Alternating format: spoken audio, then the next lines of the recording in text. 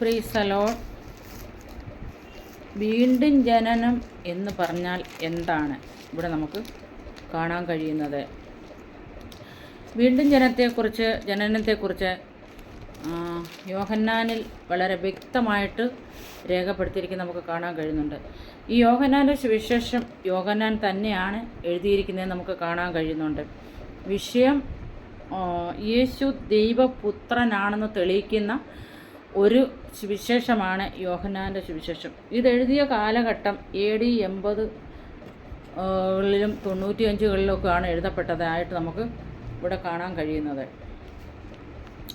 Praise the Lord. ഇപ്പം നമുക്ക് കാണാൻ കഴിയുന്നത് ഇതിൻ്റെ 3-ാം അധ്യായത്തിൽ നമുക്ക് കാണാൻ കഴിയുന്നുണ്ട്. വീണ്ടും ജനനത്തെക്കുറിച്ച് കർത്താവ് നിക്കോദിമോസിനെ ഉപദേശിക്കുന്നതായിട്ട് കാണാൻ കഴിയുന്നുണ്ട്. പരീശന്മാരുടെ 2:3-1 മുതൽ താഴോട്ട് വായിക്കുമ്പോൾ പരീശന്മാരുടെ കൂട്ടത്തിൽ യഹൂദന്മാരുടെ ഒരു പ്രമാണിയായി നിക്കോദിമോസ് എന്ന് പേരുള്ള ഒരു മനുഷ്യനുണ്ടായിരുന്നു. അവൻ രാത്രിയിൽ അവൻ്റെ അടുക്കൽ വന്ന്, അതായത് കർത്താവിൻ്റെ അടുക്കൽ വന്ന്, റബി, നീ ദൈവത്തിൻ്റെ അടുക്കൽ നിന്ന് ഉപദേഷ്ടായി വന്നിരിക്കുന്നുവെന്ന് ഞങ്ങൾ അറിയുന്നു. ദൈവം തന്നോട് കൂടെ ഇല്ലെങ്കിൽ നീ ചെയ്യുന്ന ഈ അടയാളങ്ങൾ ചെയ്യുവാൻ ആർക്കും കഴിയുകയില്ല എന്നൊക്കെയും നിക്കോദിമോസ് വന്ന് കർത്താവിനോട് പറയുന്ന വാചകങ്ങളാണ് ഇവിടെ വായിച്ചു കേൾക്കപ്പെട്ട ഭാഗങ്ങൾ. ഇപ്പോൾ നമുക്ക് കാണാൻ കഴിയും 3 അത് കർത്താവ് ഈ ഭൂമിയിലായിരുന്നപ്പോൾ പറഞ്ഞു, വെള്ളത്താലും ആത്മാവിനാലും ജനിച്ചില്ലെങ്കിൽ നീ സ്വർഗരാജ്യം കാണുകയില്ലെന്നൊക്കെ പറഞ്ഞിട്ടുണ്ട്. അപ്പോൾ പുതുജനനത്തിൽ പരിശുദ്ധാത്മാവ് നടത്തുന്ന ശുദ്ധീകരണ പ്രക്രിയയെക്കുറിച്ചായിരിക്കണം യേശു ഈ മനുഷ്യനോട് ഇങ്ങനെ പറയപ്പെടാനിടയായത്. അപ്പോൾ പുതുതായി ജനിക്കുക എന്ന് പറയുന്നത് പുതുജനനം അഥവാ വീണ്ടും ജനനം എന്നതിനെക്കുറിച്ച് ഉള്ള വിശുദ്ധമായ പഠനമാണ് നമുക്കിവിടെ കാണാൻ കഴിയുന്നത്. അപ്പോൾ നമുക്ക് കാണാൻ കഴിയുന്നത് വീണ്ടും ജനനം എങ്ങനെയുള്ളതാണ്. യോഹന്നാൻ 3:3 യേശു അവനോട്, ആമേൻ ആമേൻ ഞാൻ നിന്നോട് പറയുന്നു, പുതുതായി ജനിച്ചില്ല എങ്കിൽ ദൈവരാജ്യം കാണുവാൻ ആർക്കും കഴിയുകയില്ല എന്ന് ഉത്തരം പറഞ്ഞു. ഇത് പുതിയതായി എങ്ങനെയാണ് ജനിക്കുവാൻ കഴിയുക എന്നുള്ളത് ഈ ദൈവത്തിൻ്റെ വചനത്തിൽ കാണുന്നു. വീണ്ടും ജനനം എന്നുള്ളത് അപ്പോൾ നമുക്ക് കാണാം. യോഹന്നാൻ 3:1 മുതൽ 8 വരെ ഈ നിക്കോദിമോസിനോട് കർത്താവ് സംസാരിക്കുന്ന അനുഭവം. അതായത് ഇസ്രായേലിൻ്റെ ഉപദേഷ്ടാവായിരിക്കുന്ന ഒരു വ്യക്തിയാണ് ഇദ്ദേഹം. എങ്കിലും ഇദ്ദേഹത്തിന് വീണ്ടും ജനനം എന്താണെന്ന് അറിയത്തില്ലായിരുന്നു. അതുകൊണ്ടാണ് കർത്താവിൻ്റെ അടുക്കൽ ആരും കാണാതെ പാതിരാത്രി സമയം വന്ന് കർത്താവിനോടുള്ള ഉപദേശം കേൾക്കും, കർത്താവിനോട് ചോദിക്കുകയും ആ മനുഷ്യൻ പ്രാപിക്കുകയും ചെയ്യുന്നെന്ന് നമുക്ക് കാണാൻ കഴിയുന്നുണ്ട്. അപ്പോൾ ക്രിസ്തീയ വിശ്വാസത്തിൻ്റെ അടിസ്ഥാന ഉപദേശങ്ങളിൽ ഒന്നിനെക്കുറിച്ചാണ് നമുക്ക് കാണാൻ കഴിയുന്നത്. വീണ്ടും ജനിക്കുക എന്നത് ബൈബിളിൻ്റെ വ്യവസ്ഥയാണ്. അത് നമ്മൾ ഒരു വിശ്വാസി അല്ലെങ്കിൽ രക്ഷിക്കപ്പെട്ട ഒരു വിശ്വാസി ബൈബിളിൻ്റെ വ്യവസ്ഥ പ്രകാരം വീണ്ടും ജനിക്കണം എന്നുള്ളതാണ് കർത്താവ് ഈ വചനത്തിൽ കൂടി നിക്കോദിമോസിനോട് പറയുന്നത്. അതുപോലെ നമ്മളോടും ഉത്ബോധിപ്പിക്കുകയും ചെയ്യുന്നതായിട്ട് നമുക്ക് കാണാൻ കഴിയുന്നുണ്ട്. തീത്തോസ് 3:5 കാണുന്നുണ്ട്. അഥവാ ആത്മീക ജനനം, വീണ്ടും ജനനം കൂടാതെ ദൈവരാജ്യം കാണുവാൻ, അതായത് യേശുക്രിസ്തു മുഖാന്തരമുള്ള നിത്യജീവനോ രക്ഷയോ പ്രാപിക്കാൻ ആർക്കും കഴിയുകയില്ല. താഴെ പറയുന്നവ വീണ്ടും ജനനത്തെക്കുറിച്ചുള്ള സുപ്രധാന യാഥാർത്ഥ്യങ്ങളായിട്ട് നമുക്ക് കാണാൻ കഴിയുന്നു. 1. ഒരു വ്യക്തിയുടെ മേൽ പരിശുദ്ധാത്മ സ്നാനം വഴി ദൈവം നടത്തുന്ന പുനർസൃഷ്ടിയും രൂപാന്തരവുമാണ് വീണ്ടും ജനനമെന്ന് നമുക്ക് കാണാൻ കഴിയുന്നുണ്ട്. റോമർ 12:2 എഫേസ്യർ 4:23 യോഹന്നാൻ 3:6 തീത്തോസ് 3:5 ഒക്കെ നമുക്ക് കാണാൻ കഴിയുന്നുണ്ട്. അപ്പോൾ ഈ പ്രക്രിയയിലൂടെ മാത്രമേ നമുക്ക് ദൈവത്തിൻ്റെ സന്നിധിയിൽ കടന്നു ചെല്ലാൻ കഴിയത്തുള്ളൂ. അല്ലെങ്കിൽ വീണ്ടും ജനിച്ച ഒരു വ്യക്തിക്ക് മാത്രമേ സ്വർഗരാജ്യം അവകാശമാക്കാൻ കഴിയത്തുള്ളൂ ഈ ദൈവത്തിൻ്റെ വചനമൊക്കെ നമ്മളെ പറഞ്ഞറിയിപ്പിക്കുന്നത്, അല്ലെങ്കിൽ ഇതൊക്കെ വെളിപ്പെടുത്തുന്നവർക്കാണ്. ലോകത്തോട് അനുരൂപപ്പെടാത്ത ഒരു വ്യക്തിയാണ് കർത്താവിൻ്റെ വീണ്ടും വരവിൽ കൊണ്ടുപോകാൻ കഴിയുന്നത്. അതായത് റോമർ 12:2 കാണാൻ കഴിയുന്നുണ്ട്. അവൻ നീതിയിലും വിശുദ്ധിയിലും ദൈവാനുരൂപമായി സൃഷ്ടിക്കപ്പെട്ടു. എഫേസ്യർ 4:20. അപ്പം നീതിയിലും വിശുദ്ധിയിലും ദൈവാനുരൂപമായി സൃഷ്ടിക്കപ്പെട്ട ഒരു വ്യക്തി മാത്രമേ കർത്താവിൻ്റെ 2-ാം വരവിൽ എടുക്കപ്പെടുകയുള്ളെന്നാണ് ഈ ദൈവത്തിൻ്റെ വചനം പറയുന്നത്. 3. വീണ്ടും ജനനം തങ്ങളുടെ പാപത്തെക്കുറിച്ച് അനുതപിക്കുകയും ദൈവത്തിങ്കിലേക്ക് തിരികുകയും ചെയ്തതായിട്ട് നമുക്ക് കാണാൻ കഴിയുന്നുണ്ട്. ദൈവത്തിലേക്ക് തിരിയുന്ന ഒരു വ്യക്തി പാപസംബന്ധമായി മരിച്ച ഒരു വ്യക്തിയായിരിക്കണമെന്ന് ഈ ദൈവത്തിൻ്റെ വചനം മത്തായി 3:2 കർത്താവും രക്ഷിതാവുമായി യേശു ക്രിസ്തു വിശ്വസിക്കുകയും ചെയ്യുന്നവർക്കാണ് ലഭിക്കുന്നത്. യോഹന്നാൻ 1:12. ഇപ്പം ഈ വചനങ്ങളൊക്കെയും വെളിപ്പെടുത്തുന്നത് വീണ്ടും ജനനം പാപത്തിൻ്റെ പഴയ ജീവിതത്തിൽ നിന്ന് യേശു ക്രിസ്തുവിൻ്റെ അനുസരണത്തിനായിട്ട് പുതിയ ജീവിതത്തിലേക്ക് പരിവർത്തനമാണ് ചെയ്യുന്നതായിട്ട് നമുക്ക് കാണാൻ കഴിയുന്നുണ്ട്. അതായത് പാപത്തിൻ്റെ പഴയ ജീവിതത്തിൽ നിന്നും യേശു ക്രിസ്തുവിൻ്റെ അനുസരണത്തിൽ പുതിയ ജീവിതത്തിലേക്ക് പരിവർത്തിക്കുക എന്നതാണ് കാണാൻ കഴിയുന്നത്. ഒത്തിരി വാക്യങ്ങളുണ്ടെന്ന് ഞാൻ വായിക്കുവാൻ ഇപ്പം സമയമില്ലാത്തതുകൊണ്ട് വായിക്കുന്നില്ല. ഇപ്പോൾ ദൈവത്തിൽ നിന്ന് പ്രാപിച്ചിരിക്കുന്ന ഒരു വ്യക്തിക്ക് മാത്രമേ പാപത്തിൻ്റെ അടിമത്തത്തിൽ നിന്ന് സ്വതന്ത്രനാക്കപ്പെട്ടിരിക്കുന്നുവെന്ന് നമുക്കിവിടെ കാണാൻ കഴിയുന്നുണ്ട്. അതായത് വീണ്ടും ജനിക്കുന്ന ഒരു വ്യക്തി പാപത്തിൻ്റെ അടിമത്തത്തിൽ നിന്ന് സ്വതന്ത്രനായി ജീവിക്കുക എന്നതാണ് നമുക്കിവിടെ കാണാൻ കഴിയുന്നത്.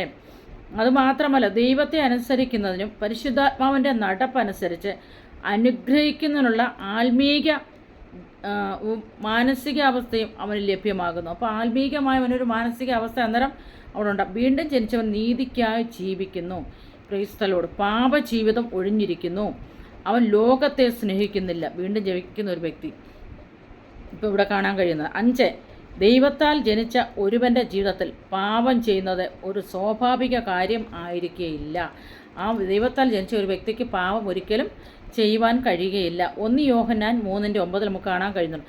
അതായത് ദൈവത്തെ പ്രസാദിപ്പിക്കുന്നതിനും പാപത്തെ ഒഴിഞ്ഞിരിക്കുന്നതിനുമുള്ള ആത്മാർത്ഥമായ ആഗ്രഹം വിജയകരമായ പരിശ്രമവും കൂടാതെ ഒരുവനു പുതുജനനാനുഭവത്തിൽ തുടർന്ന് ജീവിക്കുവാൻ സാധ്യമല്ല. പാപത്തിൽ ജനിച്ച ഒരു വ്യക്തിക്ക് തുടരുവാൻ സാധ്യമല്ലെന്നാണ് ഈ ദൈവവചനമൊക്കെ നമ്മളെ വിളിച്ചു കാട്ടുന്നത്, അല്ലെങ്കിൽ അറിയിക്കുന്നത്.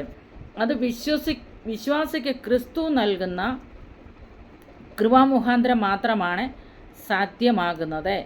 ഒത്തിരി വാക്യങ്ങളുണ്ട്. ക്രിസ്തുവിനോടുള്ള നിരന്തര ബന്ധവും പരിശുദ്ധാത്മാവിലുള്ള സ്ഥിരമായ ആശ്രയവും ഇതിനാവശ്യമായിട്ടായി നമുക്ക് കാണാൻ കഴിയുന്നുണ്ട്. റോമർ 8:2-14 വരെ. 6, അസാൻമാർഗികത്വത്തിൽ ജീവിക്കുകയും ലോകത്തിൻ്റെ വഴികൾ അനുകരിക്കുകയും ചെയ്യുന്നവൻ എന്തെല്ലാം ഭവിച്ചാലും തങ്ങൾ ഇപ്പോഴും വീണ്ടും ജനം പ്രാപിച്ചവരല്ല എന്ന സാത്താൻ്റെ മക്കളാണെന്നും വെളിപ്പെടുത്തുകയാണ് 1 യോഹന്നാൻ 3:6 നമുക്ക് കാണാൻ കഴിയും. 7, ദൈവത്തിൻ്റെ ജീവൻ അല്ലെങ്കിൽ പ്രാപിക്കുന്നതിന് മുഖാന്തരം ഒരുവനെ ആത്മാവിനാൽ ജനിക്കുവാൻ കഴിയും എന്ന പോലെ ദൈവികമല്ലാത്ത കാര്യങ്ങൾ തിരഞ്ഞെടുക്കുകയും അനീതിയായി ജീവിക്കുകയും ചെയ്യുന്നതിനാൽ ആ ജീവനെ കെടുത്തു കളയുവാനും അങ്ങനെ ആത്മീകമായി മരിക്കുവാനും ഒരുവന് സാധിക്കും. ജഡത്തെ അനുസരിച്ച് നടക്കുന്നുവെങ്കിൽ നിങ്ങൾ മരിക്കും നിശ്ചയം. റോമർ 8:13 എന്ന് തിരുവെഴുത്ത് ഉറപ്പായി പറയുന്നു. അങ്ങനെ പാപവും പരിശുദ്ധാത്മാവിനെ അനുസരിക്കാതിരിക്കുകയും ഒരു വിശ്വാസിയുടെ ആത്മാവിലുള്ള ജീവനെ കെടുത്തിക്കളയുകയും ചെയ്യുന്നതായിട്ട് നമുക്കിവിടെ കാണാൻ കഴിയുന്നുണ്ട്. തന്നിമിത്തം അവൻ ആത്മീകമായി മരിക്കുകയും ദൈവരാജ്യത്തിൽ നിന്ന് അകന്നു പുറത്താക്കപ്പെടുകയും ചെയ്യും. വീണ്ടും ജനനത്തെ ശാരീരിക ജനനത്തോടും തുലനമാക്കപ്പെടുത്തുമ്പോൾ സാധ്യമല്ല എന്തെന്നാൽ വീണ്ടും ജനനത്തെ ശാരീരിക ജനനത്തോട് തുലനമാക്കപ്പെടുത്തുവാൻ സാധ്യമല്ല എന്തെന്നാൽ ദൈവത്തിന് വിശ്വാസത്തോടുള്ള ബന്ധം ജഡികമല്ല, ആത്മീകമായി.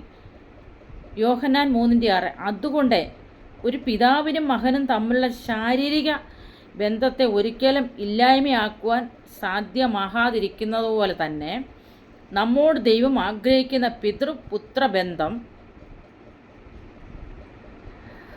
ഭൂമിയിലുള്ള നമ്മുടെ താൽക്കാലിക കാലയളവിൽ ഈ ബന്ധം അസ്ഥിരമാക്കപ്പെടുത്തുവാൻ ഒരു മനുഷ്യനും കഴിയുകയില്ല.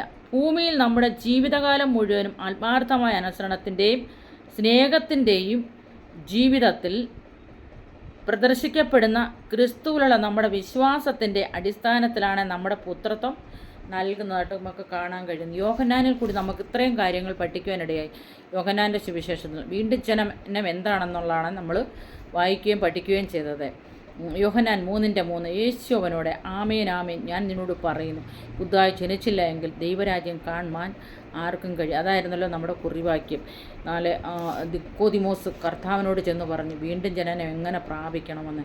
നാളുകളിൽ നമ്മൾ വീണ്ടും ജനനം പ്രാപിച്ച ഒരു വ്യക്തി ലോകത്തോട് അനുരൂപപ്പെടാതെ നന്മയും പൂർണ്ണതയുമുള്ള ദൈവഹിതം എന്തെന്ന് തിരിച്ചറിഞ്ഞുകൊണ്ട് മനസ്സ് പുതുക്കി രൂപാന്തരപ്പെട്ടുകൊണ്ട് കർത്താവിൻ്റെ വരവിന് വേണ്ടി ഒരുങ്ങിപ്പാർക്കുവാൻ ദൈവം നമ്മളെ സഹായിക്കട്ടെ എന്ന് പറഞ്ഞുകൊണ്ട് ഞാൻ എൻ്റെ വാക്കുകളെ വിരമിപ്പിക്കുന്ന. ദൈവം എല്ലാവരെയും അനുഗ്രഹിക്കട്ടെ. എന്നെ സപ്പോർട്ട് ചെയ്യുക. ഈ ഞാൻ അയച്ചതായ ചെറിയ പ്രബോധനങ്ങളൊക്കെ അനേക ഇടങ്ങളിലേക്ക് നിങ്ങൾ ഷെയർ ചെയ്യുകയാണെങ്കിൽ അനേക രാജ്യങ്ങളിൽ എത്തപ്പെടുമെന്ന് ദൈവനാമത്തിൽ ഒരു പ്രാവശ്യം കൂടി താഴ്മയായിട്ട് അപേക്ഷിച്ചുകൊണ്ട് ദൈവത്തിൻ്റെ